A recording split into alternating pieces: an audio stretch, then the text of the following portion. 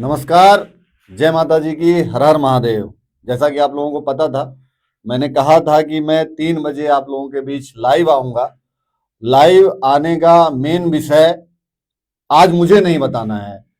आज मेरे भाई हैं, मेरे समाज के ऐसे भाई जिनको हम लोगों को शस्त्र और शास्त्र दोनों का बड़ा ठीक ठाक अनुभव है। इनको शस्त्र और शास्त्र के साथ शास्त्र का बहुत अच्छा अनुभव है।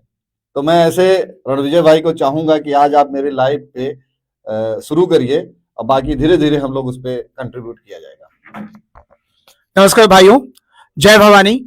और बहुत बहुत आभार वीरू भाई का। वीरू भाई से हमारी कल ही चर्चा हुई थी, तो वीरू भाई खुद ही बोले कि नहीं रणजय भाई, हम स्वयं आपके पास आने वाले थे और समाज के सभी मुद्दों पे जहां पे हमारी आवश्यकता होती है हम आगे बढ़ के वैसे ही साथ देते हैं। तो आज वीरू भाई के साथ हम लोगों ने डिसाइड किया कि हम लोग हमेशा जमीन पे उतर के तो चर्चा करते ही हैं, संगठन पे लड़ते हैं, हर चीज करते हैं, लेकिन आज डिजिटल प्लेटफॉर्म पे भी ये जो भ्रामक मीडिया प्रचार करने वाले जो एआई से कंटेंट बना लेते हैं और डिजिटल माहौल बना के जो भ्रामक प्रचार करने लग जाते हैं, चरित्र हत्या करने लग जाते हैं, तो आज हम लोग इनकी पोल खोलने वाले हैं। पहले जरा ये वीडियो का क्लिप देखिए, फिर हम इनका चीरहरण हम करेंगे। आज एक नाबालिग लड़की जो अकेले सिस्टम के सामने खड़ी है, एक साधारण सा परिवार, हाँ, जो पीड़िता आज उन्नाव से लेकर दिल्ली तक सिस्टम से लड़ रही हो, बड़े साधारण परिवार से, उसका जीवन गांव घर रोजमर्रा की जरूरतों से। अब देखिए, इन्होंने 2 वर्ड बोले, एक बोला नाबालिग और दूसरा बोला बहुत कमजोर परिवार की है और रोजमर्रा की जरूरतों से लड़ते हैं। जरा पहले इनके नाबालिग वाले शब्द पे चर्चा करते हैं। ये देखिए, तथाकथित पीड़िता की प्राथमिक पाठशाला की ये मार्कशीट है और उस प्राथमिक पाठशाला की मार्कशीट में जो उम्र लिखी है वो 5/7/1998 लिखी हुई है। मतलब 18 साल 10 महीना 30 दिन भैया आ रही है।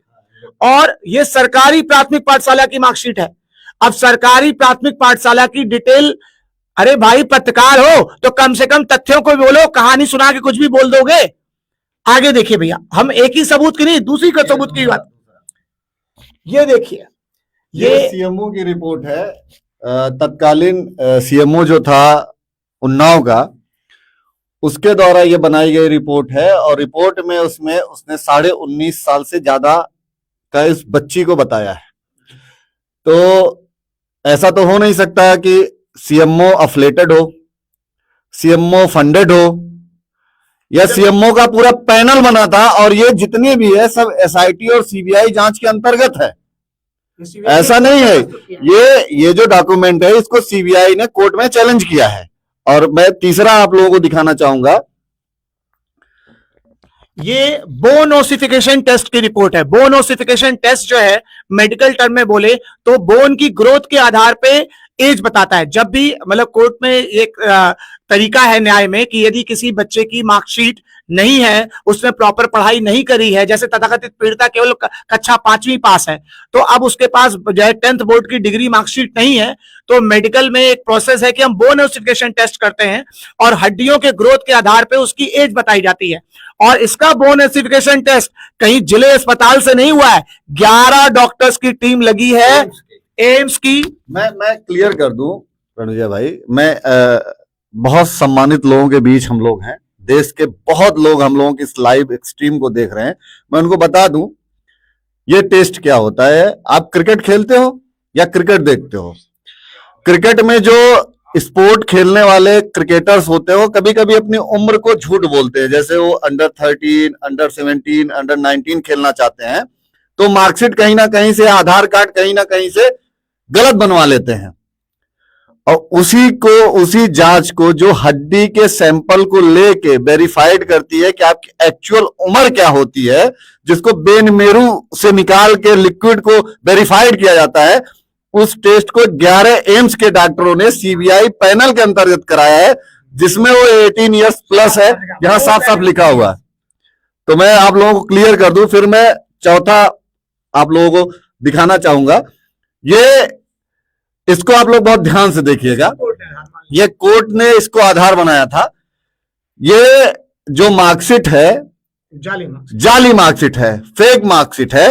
फेक मार्कशीट में ये दूसरी मार्कशीट जो लड़की के द्वारा, उनके फैमिली के द्वारा एसबीएल पब्लिक स्कूल सैदपुरा रायबरेली की बनाई गई थी, ये मार्कशीट को सीबीएसई ने पूर्ण रूप से खंडित किया। ये सीबीएसई पैनल ने बोला कि ना इस तरीके कोई विद्यालय है, ना इस तरीके कोई स्टूडेंट है हमारे यहाँ एनरोल्ड है। और उसके बाद मैं आप लोग बताना चाहता हूं कि जो उत्तर प्रदेश सरकार का सबसे पावरफुल रजिस्टर होता है, जिसको बोलते हैं परिवार रजिस्टर, हर कोई जानता है परिवार रजिस्टर की नकल कि whose I am, my dignity, मैं चैलेंज कर रहा हूं अपनी डिग्निटी को। तो आदमी कहता है कि तुम कहां से हो, तो बोलते हैं मैं फलाने गांव से हूं। तो फलाने गांव में आप कैसे आधार मानोगे, तो आधार होता है परिवार रजिस्टर। एक एक परिवार, आपकी कई पीढ़ियां उसमें होती हैं, बाबा दादी चाचा काका काकी ताया भैया मो सब होते हैं। उसी में एक बच्ची है वही, और वो उसमें बालिग है। बाकी आप बताइए मेरे भाई। तो मतलब कि चार चार तथ्य हैं। तो हमें मीडिया वालों से ही पूछना है कि बस कहानी उठाओ और सुनाना शुरू कर दो और नैरेटिव फैलाना शुरू कर दो। भैया पत्रकारिता का मतलब है कि बातों को समाज तक पहुंचाना। तो केवल एक तरह की बातों को पहुंचाओगे क्या? इन सब तथ्यों को बताना आपकी जिम्मेदारी नहीं थी? कुछ भी मन में सोचा, कुछ भी बोल दिया। आप वीडियो पे बता रहे हो वो मजदूरी करती थी, बहुत गरीब परिवार थी। भैया हम आपको दिखाते हैं कितना गरीब परिवार था वो।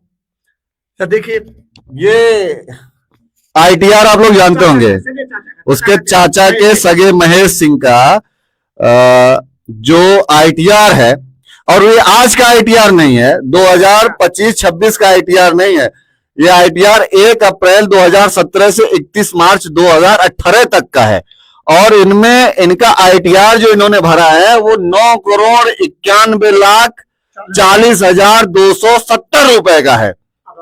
आप समझिए अप्रोक्सीमेटली 10 करोड़ का आईटीआर है, और वो 2017-18 का आईटीआर है। आप समझो, आप कहोगे कि गरीब है, गरीब परिवार से हैं। और सोचिए उसी टाइमलाइन पे बोलती नौकरी मांगने गई थी, जिसके चाचा 10 करोड़ का हाँ, आईटीआर भर रहे हैं।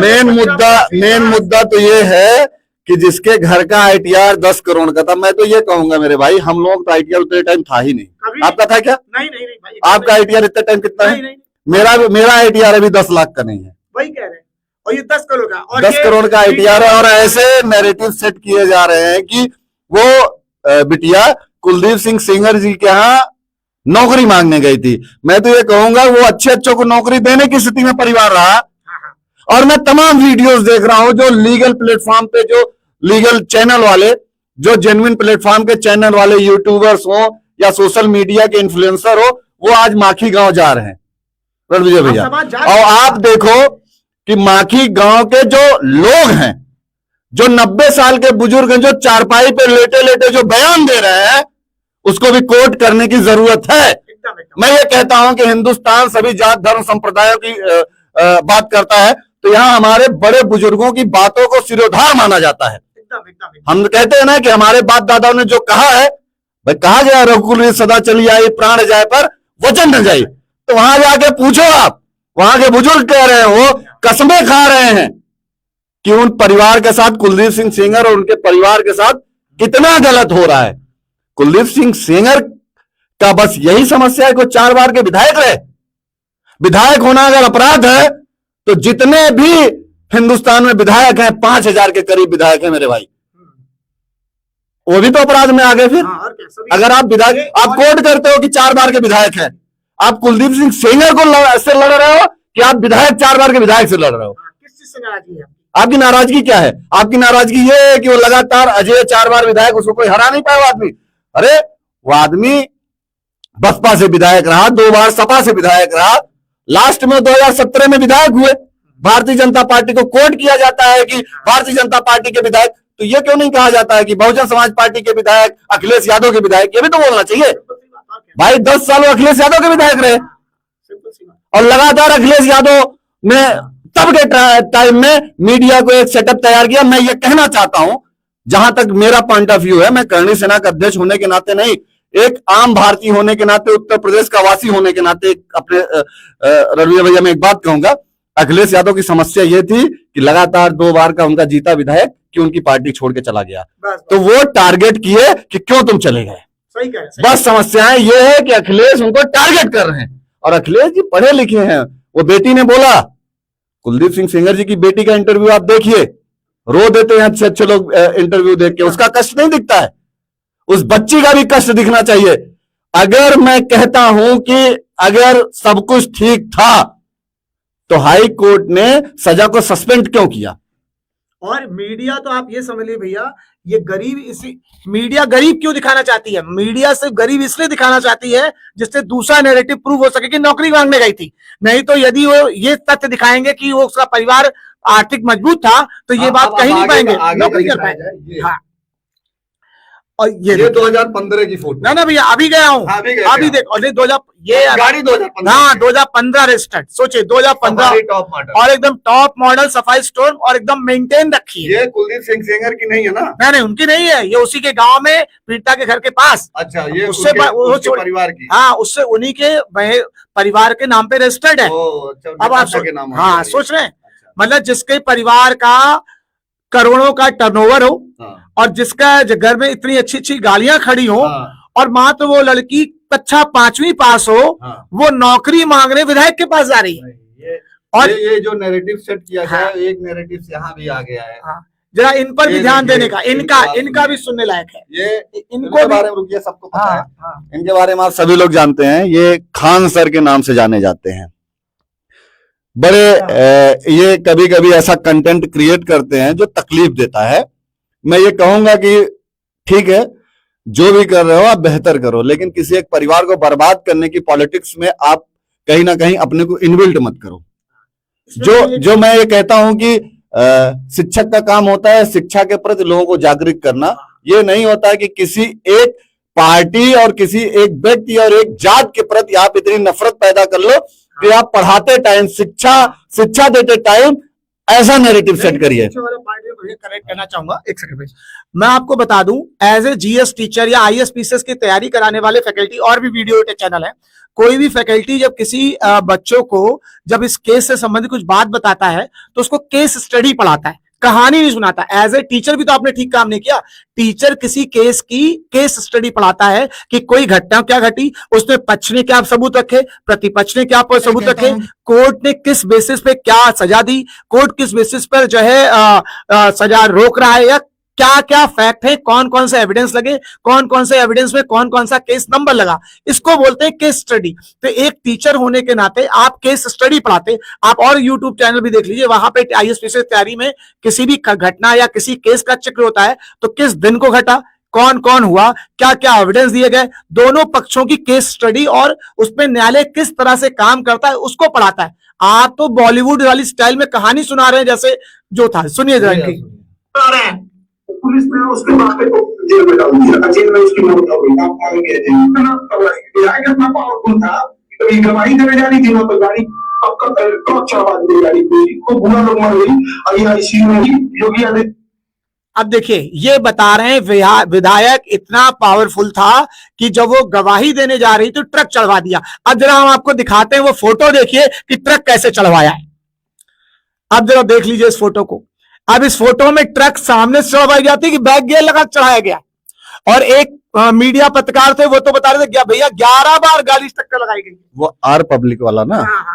एक्चुअल में प्रॉब्लम क्या है, देखिए मैं बताऊं, जो सजा भुगत रहे हैं कुलदीप सिंह सेंगर, वो जो उनके पीछे सिंह लगा है, तकलीफ बस वही है। टू बी ऑनेस्ट, बस ये बात किसी को अच्छी लगे चाहे बुरी लगे, मैं बस ये कहना चाहता हूं।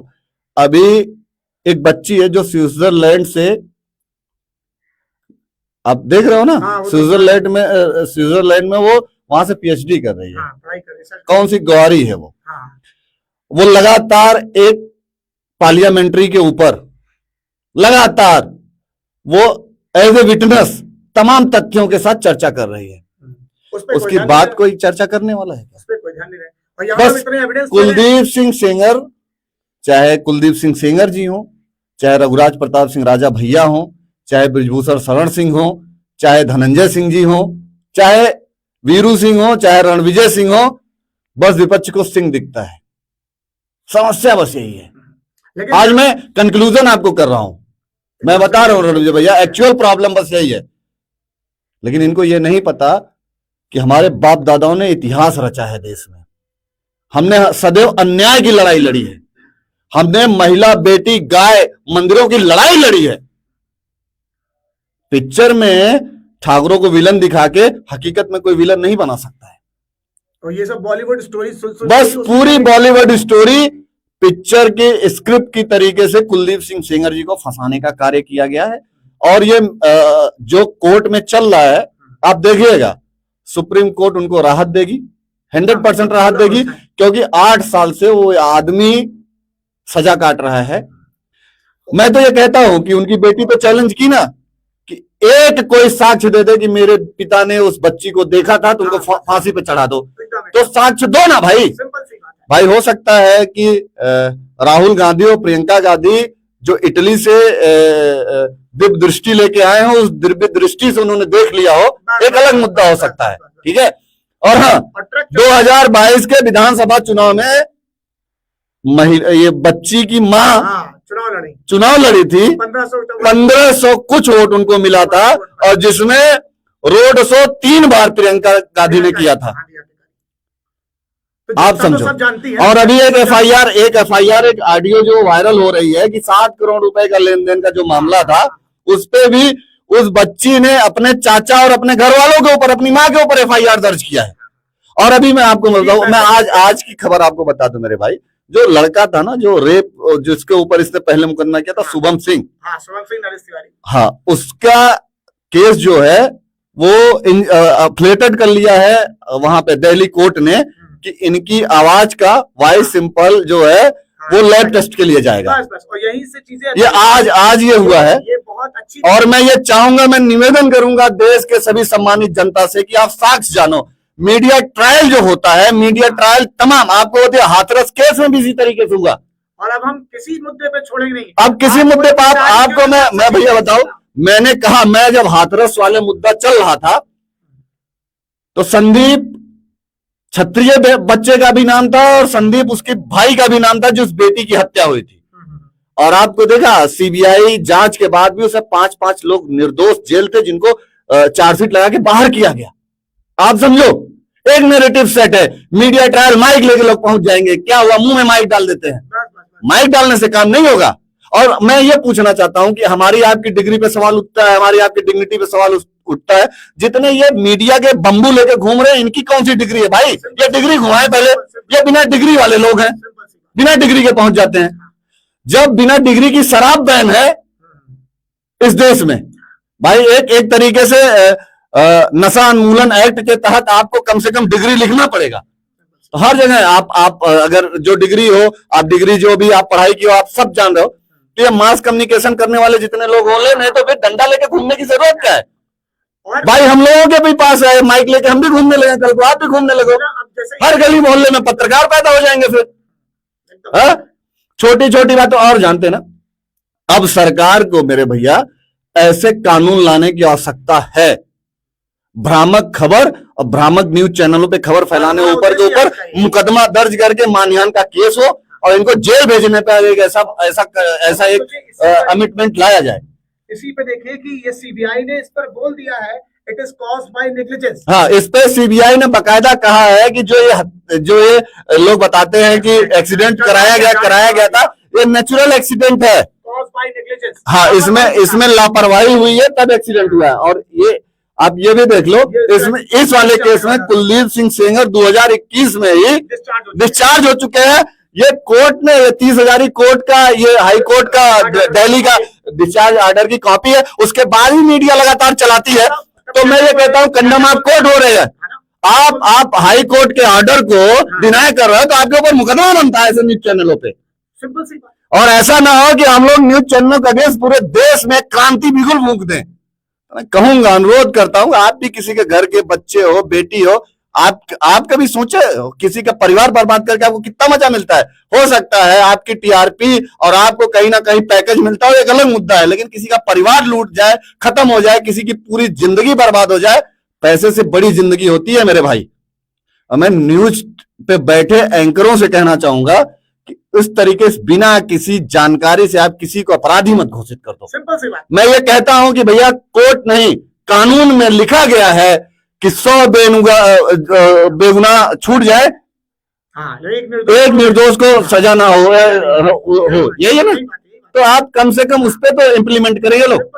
और नहीं, कम से कम चलो ठीक है, आप न्याय की चिंता छोड़ो, कम से कम मीडिया का काम है जो है तथ्यों को समाज तक लाना, तो तथ्य सारे लाओ ना भाई। एक तरह की विचारधारा क्यों लेकर आ रहे हो, दूसरा तथ्य भी लेकर आया करो। देखिए मैं आपको बताऊं, जितना है दिल्ली में बैठ जाओ जंतर मंतर पे, भाई हमारे यहाँ पानी नहीं आ रहा है, हमें नगर निगम का पानी नहीं मिल रहा है, तो हम दिल्ली चले जाएं, जंतर मंतर बैठ जाएं।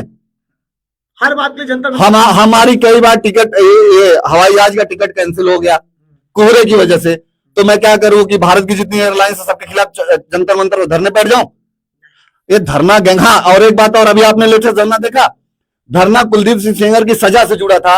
आप ब्राह्मणवाद से आजादी मांग रहे हो, आप योगीवाद से आजादी मांग रहे हो, आप भारत से आजादी मांग रहे हो। अरे सुनो, हमारे बाप दादा ने हुंगरों, यहूदियों, मुगलों के पिछवाड़े में लठ गाड़ के आजादी लाई है।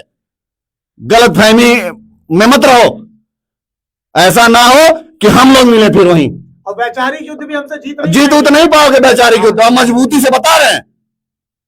हमारा काम है क्षत्रिय धर्म का पालन करना, पहले समझाओ, और समझाने के बाद अगर नहीं समझ में आए तो हमारे बाप दादाओं ने हमें बहुत ताकत दिया इस चीज का, तो इस गलत फहमी में ना रहे। कोई जंतर मंतर में बैठ सकता था, मैं बताऊं ब्रिजभूषण चाचा के साथ भी यही हुआ, वो क्लीन हो गया है। बस धरना बैठ जाना है, धरना बैठ जाना है। धरना गैंग छोड़ो, यह देश धरने से आजाद नहीं हुआ है, हमारे बाप दादाओं ने गले काटे और कटवाए हैं, तब यह देश आजाद हुआ है। मैं तो चलो धरना देके कर लो, जाओ बांग्लादेश में धरना देके हिंदुओं को बचा लो, जाओ जो पाकिस्तान में हिंदू काटे जा रहे हैं, मारे जा रहे हैं, जाओ धरना देके बचा लो। वो धरना नहीं होगा हिंदुओं के लिए। ये सब बाहरी, जितने बाहरी ये टोपी वाले जितने लोग हैं ना, मुल्ला छाप वाले, सब अफलेटेड हैं, वही सब वहीं से फंडिंग आ रही है, सब पीएफआई की फंडिंग है, सब ये लश्कर तोयबा से फंडेड लोग हैं, ये सब यही करते हैं। मैं तो ये कहता हूं कि मैं हिंदुस्तान के हिंदू सेरनियों से कहूंगा कि जो वो कहते हैं कि ब्राह्मणवाद से आजादी, हिंदुस्तान से आजादी, पहुंचो और इनको उन्हीं के तरीके से जवाब दो जैसे हमारी झांसी की रानी और माता हिल्या ने दिया था और हमारी मां पद्मावती ने दिया था। ऐसा इलाज करो इन लोगों का। और मीडिया के लिए मैं तो कहूंगा, नहीं तो अगर कानून वानून नहीं बना होता या महिला पुरुष वाला ना, मैं हम बताते फिर। और मीडिया के लिए तो खुली चेतावनी है कि हाँ, मीडिया देखिए ये गलत तरीका है, ये गलत तरीका है। किसी को बर्बाद करने का आप लोगों ने जो नैरेटिव सेट करके रखा है, ये बहुत गलत है। मीडिया ट्रायल करने की जरूरत नहीं है, मीडिया को साक्ष्य दिखाने की जरूरत है। आप फेक न्यूज, भ्रामक न्यूज पे जो आप करते हो ना कि एग्जिट पोल, उसका वो क्या बोलते हैं, कोई तो लोग पोल करते हैं ना, तो वही तो कम से कम करो भाई, भ्रामक न्यूज ना फैलाओ। क्या हो सकता है आपको भ्रामक न्यूज फैलाने की? आप ये देख लो, 164 के बयान में कुलदीप सिंह सेंगर का नाम उस बच्ची ने नहीं लिया था, बाद में वो नाम बदलती गई, तीसरी बार उन्होंने कुलदीप सिंह सेंगर का नाम डाला। और 164 का बयान मतलब सुनिए अंतिम सत्य होता है, उस अंतिम सत्य को इन्हें 3 बार बोलना पड़ा। भाई उसकी वीडियो फुटेज अवेलेबल है, उसमें जो भी वो जज के सामने बयान होता है उसको कहां कोई झुटला सकता है। केवल मीडिया ट्रायल में सीबीआई ने चार्जशीट लगाई है और कुलदीप सिंह सेंगर को फंसा दिया, इस डर से कहीं अगर मैं साक्ष्य के साथ अगर प्रस्तुत हो जाऊंगा, कुलदीप सिंह सेंगर छूट जाएंगे तो मीडिया ये कहेगी कि सीबीआई बिक गई। सीबीआई अपनी इज्जत बचाने में एक कुलदीप सिंह सेंगर को लपेट दिया है। और मीडिया ने जो है मीडिया ट्रायल बना के बिना बात का दबाव बनाया। अब भैया इस बात को सभी लोग मीडिया वाले समझ लें, ये चेतावनी है कि अरे हम लोग भी जितनी बार आंदोलन करते हैं या लड़ाई लड़ते हैं, हमको गुंडे में संज्ञा दे दी जाती है। देश हित के लिए लड़ो, गुंडे हो। और सुनो, जब आप लोगों को कभी दिक्कत होगी ना तो हम ही लोग लड़ेंगे। ये मीडिया के भाइयों को मैं बताता हूँ, मैं बार बार कितने भी ब्रॉडकास्ट में, और कितने लोग मदद मांगते हैं हमसे, कितने लोग मैंने इज्जत बचाया है, कितने लोगों की मैंने सम्मान की लड़ाई लड़ी है, बहुत लोगों की लड़ाऊ में। लड़ने की आवश्यकता होती थी, हम याद आते हैं। और वैसे जय ठाकुर खराब है। बाकी फिर से हम लोग 2-3-4 दिन बाद आएंगे और भाई के साथ फिर से इस लाइव एक्सट्रीम को आगे करेंगे। अब आप लोगों से मेरा अनुरोध है, देश की सम्मानित जनता से मेरा अनुरोध है कि इस वीडियो के माध्यम से बस यही बताना था कि जो सही है बस उसी पे चर्चा हो, उसके साथ दो। और जो गलत है, चाहे वो कुलदीप सिंह सेंगर गलत हो, साक्ष्य के साथ आप प्रूफ करिए। अगर कुलदीप सिंह सेंगर गलत है तो आप उनको फांसी पे लटका दीजिए, अगर कुलदीप सिंह सेंगर सही है तो उनके साथ दीजिए, अगर बच्ची सही है तो उसकी संवेदनाएं हैं ही है। और क्या, आज तक 8 साल से जेल काटी रहे संवेदनाओं में। तो बहुत बहुत धन्यवाद, आभार, जय माता जी की, हर हर महादेव।